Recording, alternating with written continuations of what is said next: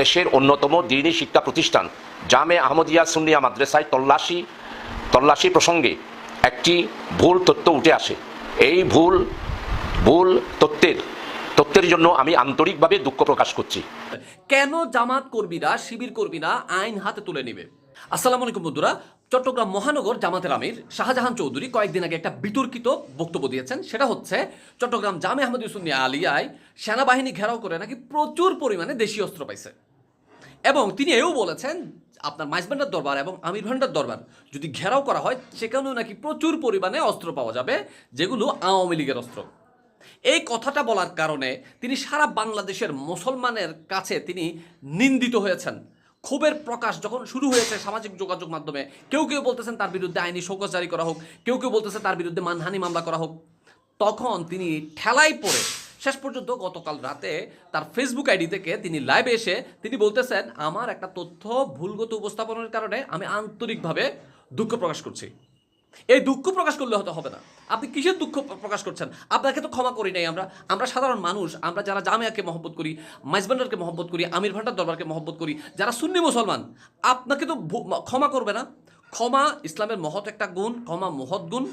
আমরা আপনাকে ক্ষমা করব যদি আপনি লাইভে এসে জামিয়া আঞ্জুমান কর্তৃপক্ষের কাছে, জামিয়া শিক্ষক ছাত্রদের কাছে, যারা জামিয়াকে মহব্বত করে সুন্নি মুসলমানের কাছে, এবং যারা মাইজভান্ডার দরবারকে মহব্বত করে, আমির ভান্ডার দরবারকে মহব্বত করে, এক কথায় যারা সারা বাংলাদেশের মুসলমান সুন্নি প্রেমী, ওলি প্রেমী, পীর আউলিয়া প্রেমী যারা আছে, তাদের কাছে যদি আপনি হাত জোর করে যদি ক্ষমা চান, তারপর আমরা চিন্তা করবো আপনাকে ক্ষমা করা যায় কি না, নতুবা আপনাকে তো ক্ষমা করা যাবে না। বন্ধুরা, এই ভিডিওটা অবশ্যই শেয়ার করবেন, কারণ আমরা প্রতিবাদ করছি, আমরা অন্যায়ের প্রতিবাদ করছি, আমরা ভুল কিছু করছি না। কিভাবে একজন মানুষ গাল পুরা দাড়ি রেখে, সাদা দাড়ি রেখে, যার কবরের ভয় নাই, আল্লাহর ভয় নাই, রাসূলের ভয় নাই, যে মানুষটার অন্তরে সামান্য পরিমাণ যদি আল্লাহর ভয় থাকতো, তিনি একটা মিথ্যাচার তিনি করতে পারতেন না। সুতরাং আমরা তাকে আহ্বান জানাবো, তিনি এখনও লাইভে এসে ক্ষমা চাক এবং জামিয়ার কাছেও ক্ষমা চাক। আমরা তাকে ক্ষমা করব। তাকে আগে বলতে হবে কেন তিনি নিজেই তার বক্তব্যে স্টেটমেন্ট দিয়েছিলেন যে জামাত কর্মীরা পুলিশের সাথে একতা হয়ে কাজ করে আন্দোলনকে প্রতিহত করার সময় সেখানে তার ছেলেরাই যে আক্রমণ করছে, হামলা চালিয়েছে, সেটা তো ভিডিও ফুটেজে দেখা যাচ্ছে। তিনি তো নিজের মুখে বলেছেন জামাত কর্মীরা প্রতিহত করেছে। কেন জামাত কর্মীরা, শিবির কর্মীরা আইন হাতে তুলে নেবে?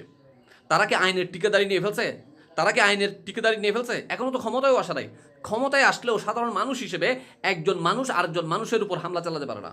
কেন জামাত কর্মীরা আইন হাতে তুলে নিয়েছে? কেন পুলিশের সাথে একই সাথে লাঠিসোঁটা নিয়ে, অস্ত্র নিয়ে সুন্নি মুসলমানের উপর হামলা চালিয়েছে? এরও কিন্তু লিখিত স্টেটমেন্ট দিতে হবে এবং তার কর্মীদের বিচার করতে হবে।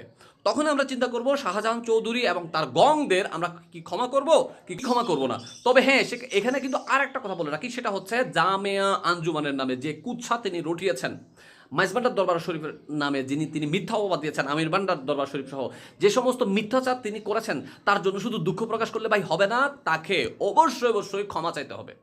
ভিডিওটা অবশ্যই শেয়ার করবেন। আসসালামু আলাইকুম।